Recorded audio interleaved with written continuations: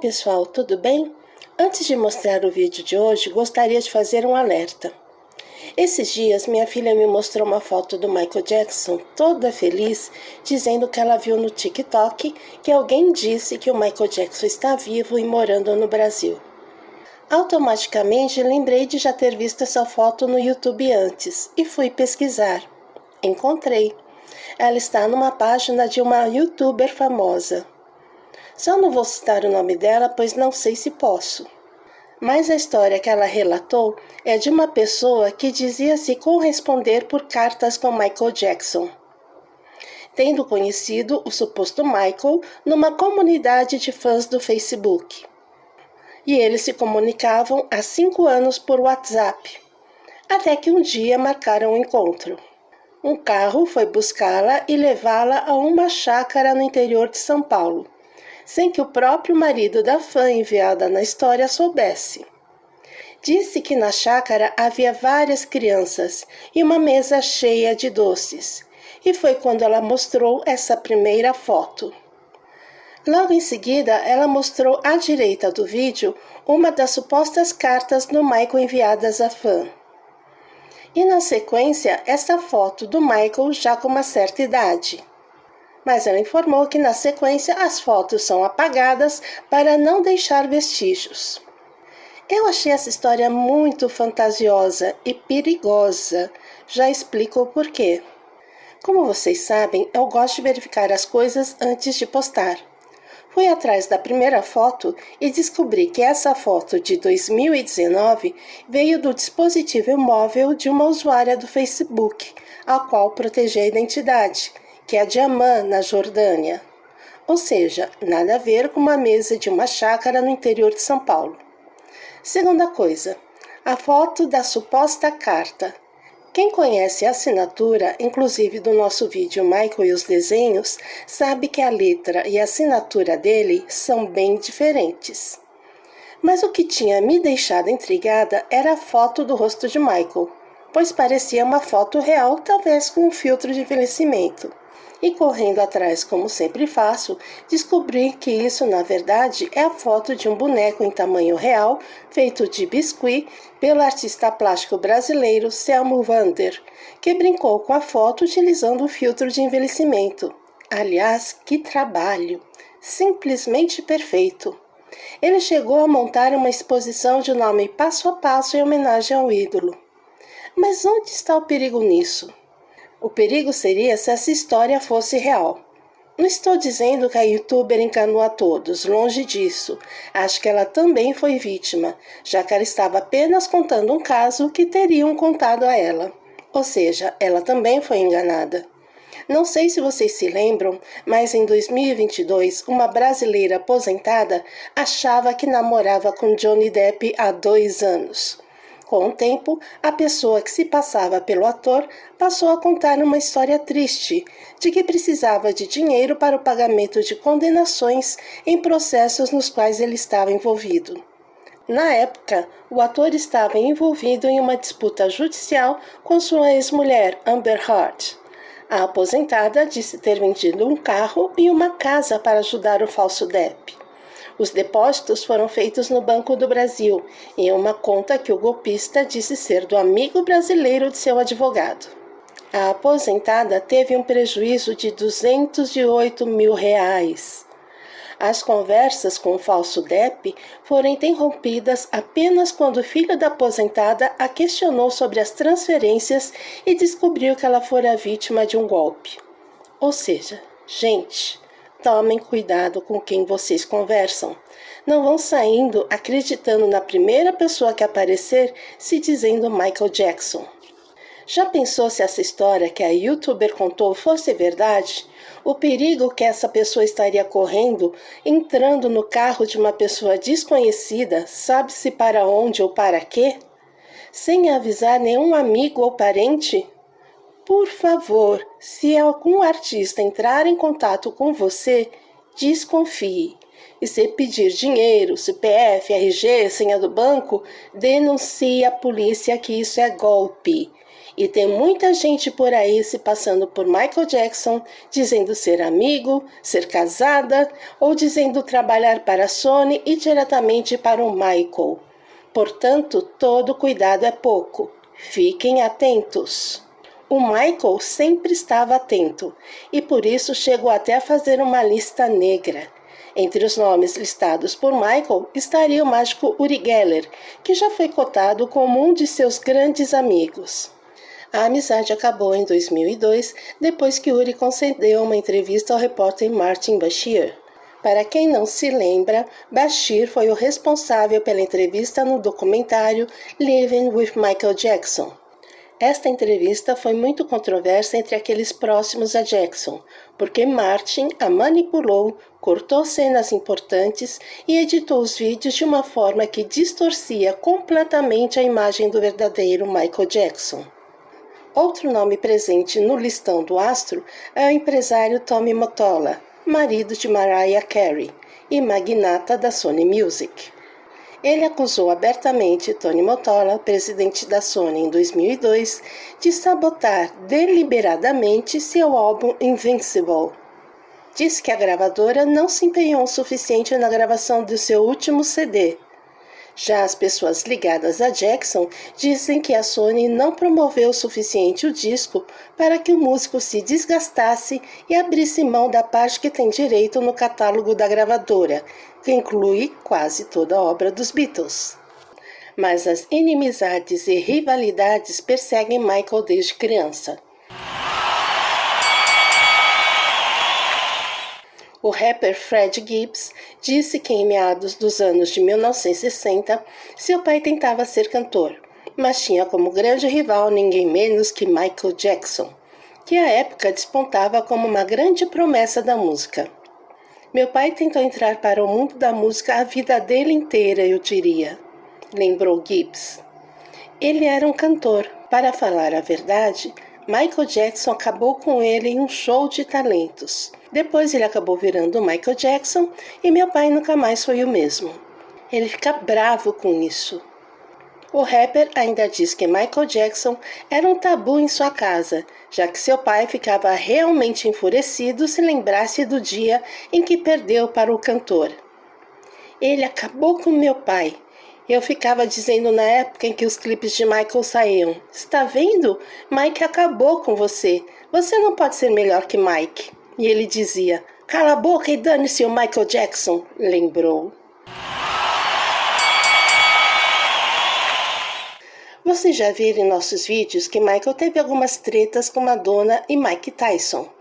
Mas Michael também teve uma treta com Freddie Mercury, vocalista da banda Queen.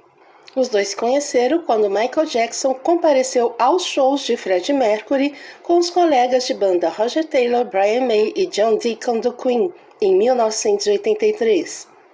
Quando o repórter perguntou a Jackson se ele era fã do Queen, ele respondeu: sou fã de Freddie Mercury. Mercury e Jackson avançaram com a amizade e começaram a trabalhar em demos para 3 faixas no estúdio de Jackson em 83. There Must Be More to Life Than This, State of Shock e Victory. Mas um dia, o gerente do Queen, Jim Beach, lembra de ter recebido uma ligação frenética de Mercury durante as sessões. Fred disse: você tem que me tirar do estúdio. Quando o gerente perguntou por quê, Mercury teria dito: porque estou gravando com uma lhama. Michael está trazendo sua lhama de estimação para os estúdios todos os dias. E eu realmente não estou acostumado. Já estou cansado, eu quero sair. Embora as 3 músicas nas quais eles trabalharam talvez nunca tenham sido lançadas da maneira que eles originalmente pretendiam, seu trabalho conjunto acabou sendo ouvido. State of Shock foi regravada pelos Jacksons e Mick Jagger e lançada como single em 1984. Apesar de terem gravado There Must Be More to Life Than This como um dueto, Mercury a reformulou em uma canção individual para o seu único álbum solo, Mr. Bad Guy, lançado em 85. Em 1970, Michael conhece Quincy Jones na casa de Sammy Davis Jr. e a amizade e parceria se estenderam pelos álbuns The Wall, Thriller e Bad. Mas 10 anos após, eles se afastaram. A verdade é que já no primeiro álbum de Michael, Off the Wall, existia uma divergência musical entre eles, que prosseguiu durante as gravações dos demais álbuns. Michael queria algo mais moderno e Quincy algo mais tradicional. Até mesmo durante a gravação de Billie Jean para o álbum Thriller, houve momentos tensos, onde Quincy exaltado teria dito a Michael: "Silêncio, seu filho da mãe!" Após a explosão, Michael teria cantado como lhe foi pedido. Sobre isso, Michael teria dito: "Nós lutamos, nós discordamos sobre as coisas. Se lutarmos de todo, é sobre as coisas novas, a tecnologia mais recente. Eu digo, você sabe, a música muda o tempo todo." Durante a gravação de Bad, Michael estava preocupado com o fato de que Jones não estava na moda o suficiente para se manter com as tendências emergentes do cenário musical. E Bad teria sido a última colaboração de Jones. Alguns dizem que o álbum Bad foi o terceiro de um contrato de 3 álbuns que eles tinham entre os dois. Outros afirmam que Jackson queria mais independência e controle sobre o processo criativo.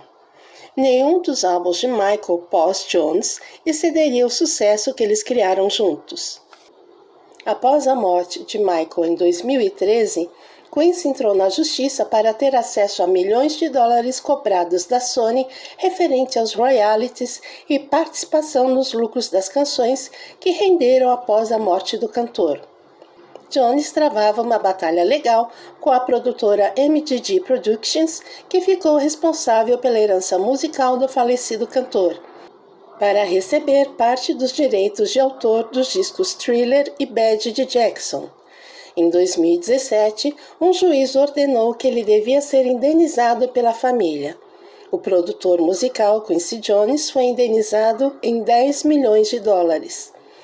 Este processo nunca foi sobre Michael. É sobre proteger o trabalho que todos nós fizemos no estúdio e o legado dessas criações, escreveu em nota o produtor. Embora esta não seja a quantidade total que eu procurei, estou muito grato pelo juiz ter decidido a nosso favor nessa questão. Vejo-o não só como uma vitória pessoal, mas como uma vitória para os direitos dos artistas em geral. Em 2018, Quincy Jones disse que o cantor roubou muitas músicas durante sua carreira. Segundo Joey Jackson, Jones teria inveja da carreira de Michael. Ele tem um pouco de inveja de Michael, porque ele nunca havia trabalhado com alguém com tamanho talento. Joey ainda relembrou que Quincy Jones acusa Michael de ter roubado músicas que foram produzidas pelo próprio Jones. Ele acusa meu filho de ter roubado-as, mas ele foi o produtor de 2 delas, então se alguém está errado, deve ser o Quincy. Mais tarde, Jones se desculpou por seus comentários. Já quanto a Michael Jackson e Paul McCartney, dizem que a relação de amizade dos dois se iniciou em 1979, quando Michael gravou uma composição solo de Paul McCartney chamada de Girlfriend para o álbum Off the Wall. Paul não participou dessa versão de Michael e a mesma foi lançada também como single em julho de 1980. E em dezembro de 1981, Michael telefona para Paul.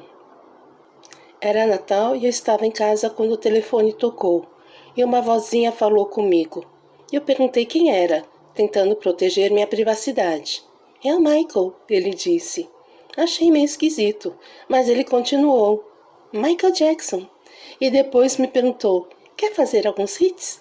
Eu respondi, sim, claro. A gravação da música The Girl Is Mine foi feita no rancho de Paul, que contribuiu com a percussão e vocais.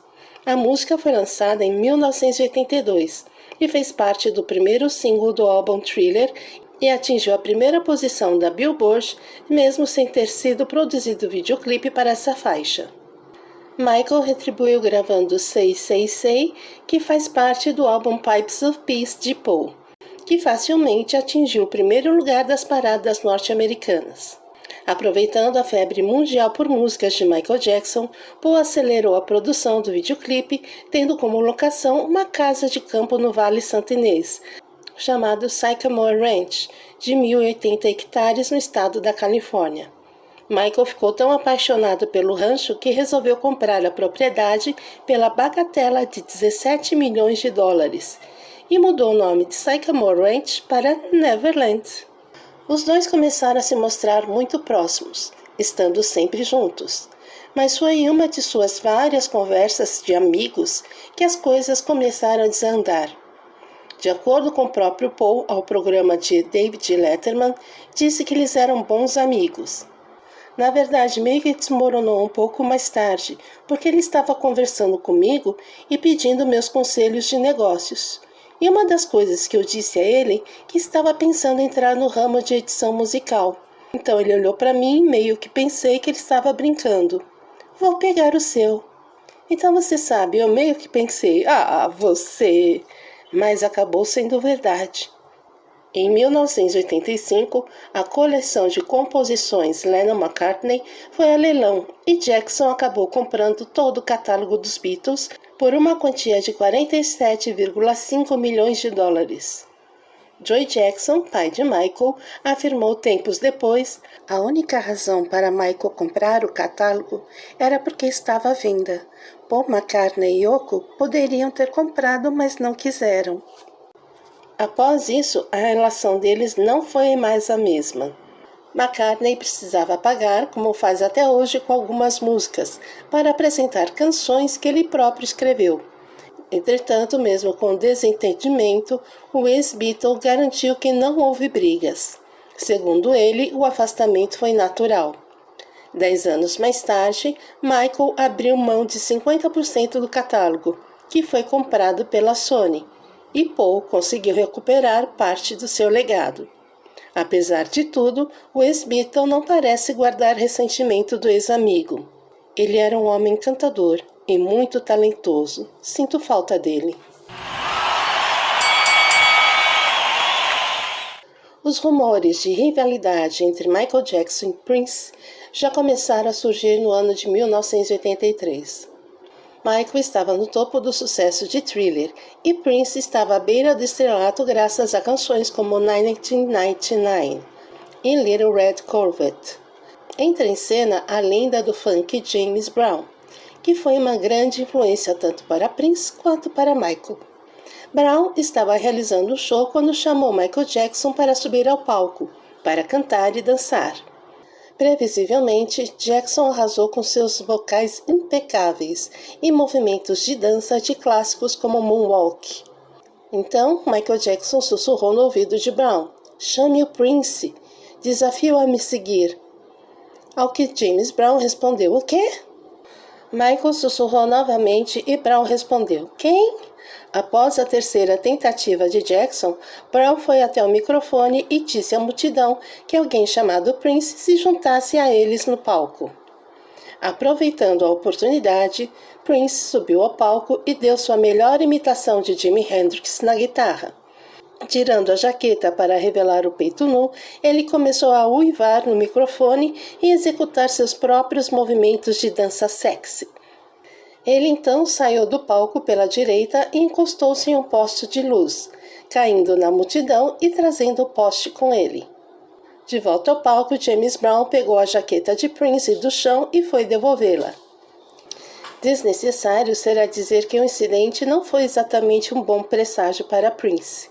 Em gravações lançadas, pode-se ouvir Michael Jackson zombando de Prince. Ele fez papel de bobo, ele era uma piada.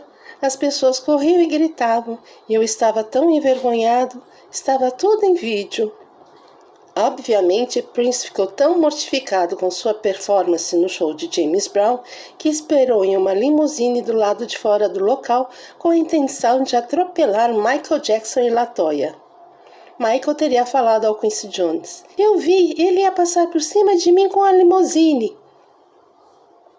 Embora os dois possam ter se odiado secretamente, isso não impediu o produtor Quincy Jones de tentar recuperar a lacuna.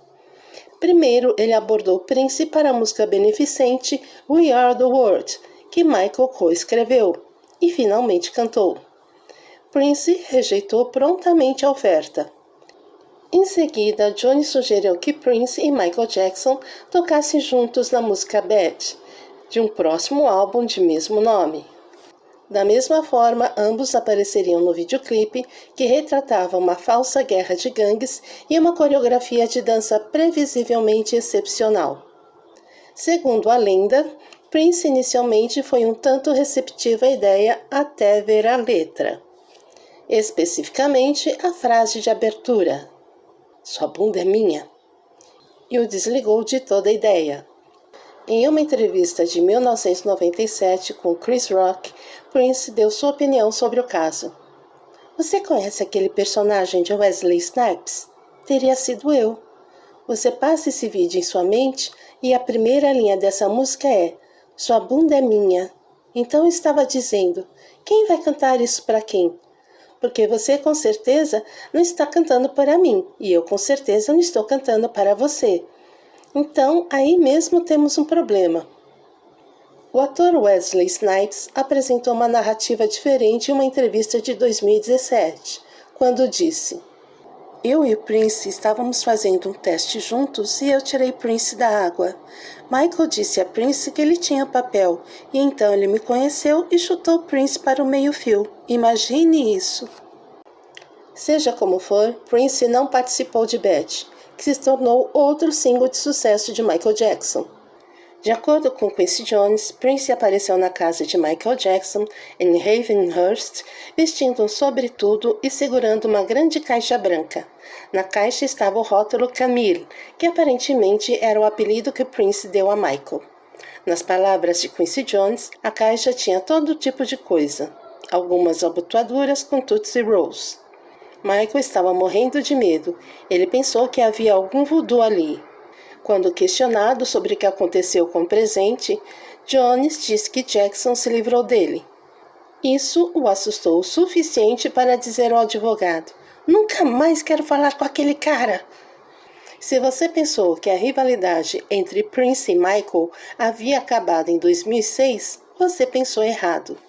will.i.am, líder do Black Eyed Peas, contou que quando Prince estava fazendo sua residência em Las Vegas no final de 2006, Michael estava morando em Las Vegas.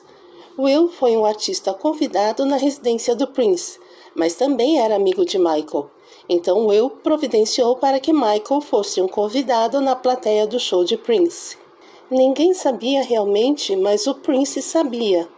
Houve um momento durante o show em que Prince estava tocando baixo e ele apareceu na plateia com um baixo gigante. Ele sabia onde Michael estava sentado e caminhou até Michael e começou a tocar baixo na cara de Michael, como um baixo agressivo. Na manhã seguinte, Will foi tomar um café na casa de Michael e eles estavam conversando sobre Prince e o show. Então Michael disse: "Will, por que você acha que Prince estava tocando baixo na minha cara?" Michael ficou indignado. Prince sempre foi um malvado. Ele é apenas um grande malvado. Ele não foi sempre legal comigo. Todo mundo diz que Prince é um grande homem lendário da Renascença. E eu sou apenas um homem que canta e dança. Mas escrevi Billie Jean e We Are The World. E também sou compositor.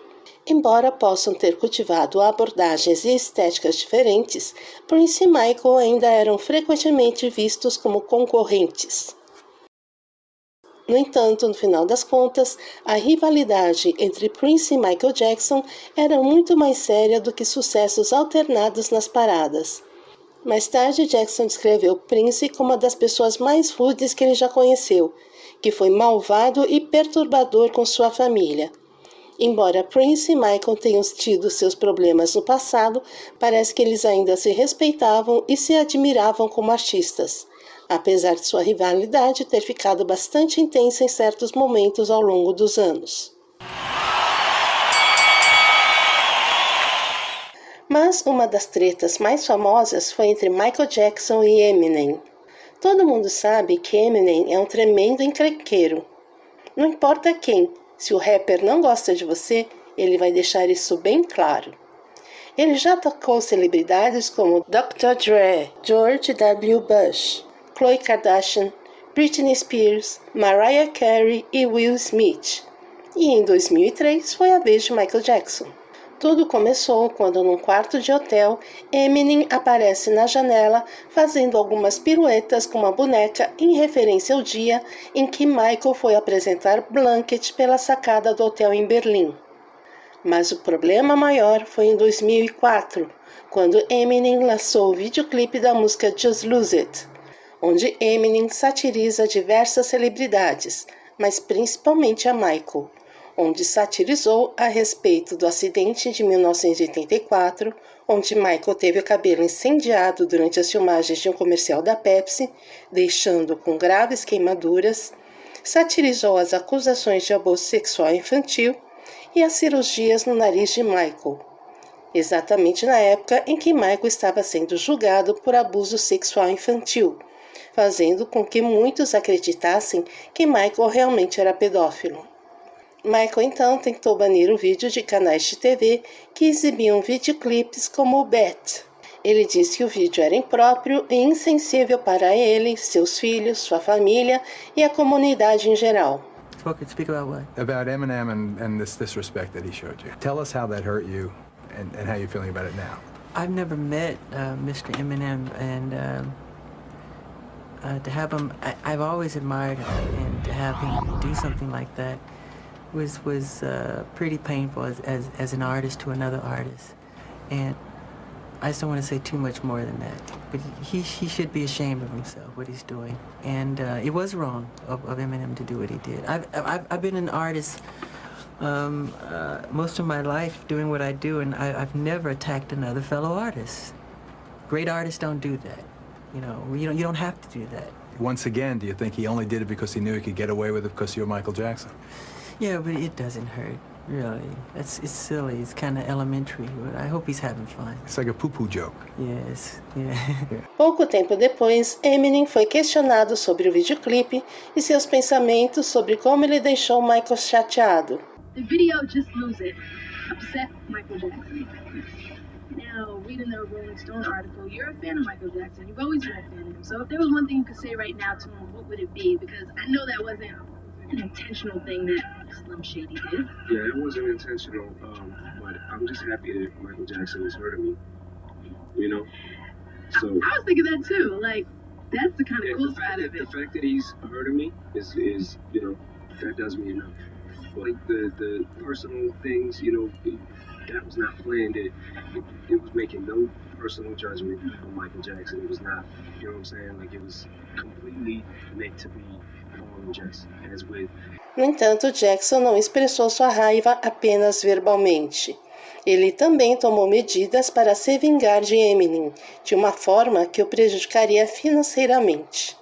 Em 2007, Jackson comprou os direitos de todo o catálogo musical de Eminem, através de sua parceria com a Sony. A empresa pagou 370 milhões pelo catálogo. Ao deter direitos das músicas de Eminem, Jackson poderia potencialmente controlar como suas músicas eram usadas e distribuídas.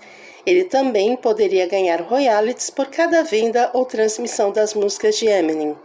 Este foi um grande golpe para Eminem, que investiu muito esforço e tempo na criação de suas músicas. Também foi irônico, já que Eminem zombou de Jackson por ter comprado os direitos da música dos Beatles em 85. Jackson continuou a deter os direitos das músicas de Eminem até supostamente morrer em 2009. Segundo algumas fontes, Eminem comprou de volta os direitos de publicação de sua música em 2016. No entanto, o estrago já estava feito. Jackson humilhou Eminem ao usar sua própria arma contra ele, sua música. E por isso que hoje o Eminem criou a sua própria gravadora. E aí, gostaram do vídeo de hoje? Não esqueçam de se inscreverem para notificações de novos vídeos. Semana que vem tem mais. Espero vocês. Até lá!